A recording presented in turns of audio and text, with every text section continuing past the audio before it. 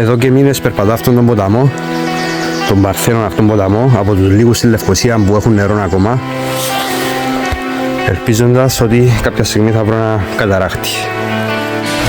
Αυτά εδώ που βλέπετε είναι άγριος δυόσμος. Έχει την ίδια περίπου μυρωδιά με τον κανονικό και προχωρούμε να δούμε να αναπτύσσουμε κάποιον καταράκτη.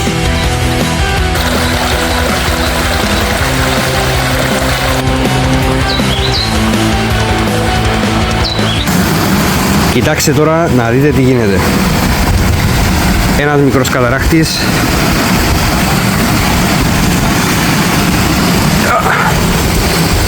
και ακόμα ένας από πίσω.